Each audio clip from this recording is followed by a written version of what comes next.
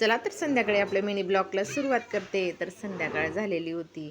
तर बघा, लहान मूल म्हणजे देवाघरचं फूल. खूप निरागस असतात. कोणी आलं ना तर एवढं खुश होतं, मनापासून खुश होतात ते तर लहान मुलं.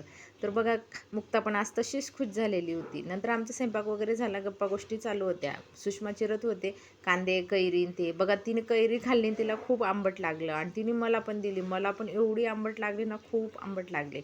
पण ती आता पहिल्यावेळेसच कैरी आली ना, तर बऱ्याच दिवसांनी खाल्लेली नव्हती, त्याच्यामुळे आनंद वेगळाच होता. तर बघा, खूप छान अशी कैरी होती आणि ती कैरी खाल्ल्यानंतर आंबट का तोंड होईना, पण कैरी खावंसं वाटतं, चिंच पण खावंसं असे वाटतं.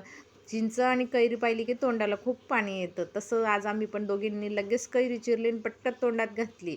खूप छान असे आंबट का होईना, पण भारी वाटलं आम्हाला. आणि नंतर तिने कैरी चिरली, कांदे चिरायला घेतलेले होते. गप्पा गोष्टी चालू होत्या. मी भाजी चेक करत होती इकडे. आमचा स्वयंपाक सगळा झालेला होता. मी पण पटक्यात आली. तिने संध्याकाळी जेवणाला खूप आग्रह केला, म्हणे चला या जेवायला या. तर आम्ही जेवणाला आलो. आई आबा आणि ते आमचे सासू सासरे, म्हणजे आई आबा म्हणजे आमचे सासू सासरे सगळे आलेले होते. तर त्यांनी पण आम्हाला, म्हणजे जाऊबाई म्हटले मग तुम्ही पण या जेवायला. मग आम्ही जेवायला आलेलो होतो.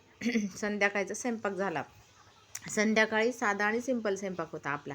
भाजी पोळी, म्हणजे आपली पोळ्या झाल्या, भाजी झाली. भाजी आपली आज चिकनची भाजी होती, भात होता आणि पोळ्या होत्या. तर आमचं पटापट दोघी जावा लटकलो आणि पटक्यात स्वयंपाक केला. आमच्या आई पण आमच्याजवळ मध्ये मध्ये मदत करत होत्या. आई कोथिंबीर चिरत होत्या, आम्हाला जे लागलं ते चिरून देत होत्या. तर आम्ही सगळ्या तिघी सासू सुनांनी मस्त पटक्यात स्वयंपाक केला. तर बघा, भाजी पण खूप छान झालेली होती. कुकरमध्येच करून घेतली आम्ही.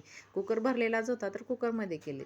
सगळं आवरणं झालं. नंतर आपली ताटं झाली, माणसांना जेवणाला दिली. माणसं जेवणाला बसली आणि आमची ताऊ पाणी वाढत होती. मध्ये सुषमा ताटं ठेवत होती. मुक्ता पण मध्ये मध्ये करत होती. मुक्ताला पण जेवायला बसायचं होतं. आता मुक्ताचा पण ताट राहिलेला होता, तर मुक्ताचा पण ताट करणं चालू होतं.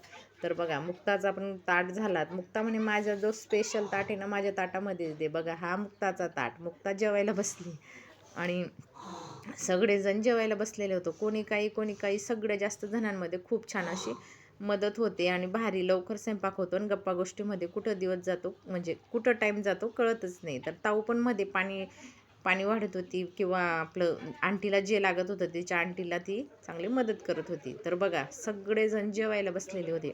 मुक्ता जेवायला बसली. मुक्ता, नंतर माझे दीर बसले, नंतर हिचे पप्पा, हे माझे सासरे, सगळे दादू जेवायला बसले. नंतर आमच्या आई, मी, सुषमा, ताऊ इथं जेवायला बसलो. गप्पा गोष्टी चालू होत्या आमच्या पण सासूसुनांच्या. खूप गप्पा गोष्टी चालू होत्या. नंतर आमचे सगळे भांडेकुंडे झाले आणि नंतर गप्पा मारत होतो. आजचा ब्लॉग इथंच थांबवते. कसं वाटलं ते कमेंट करून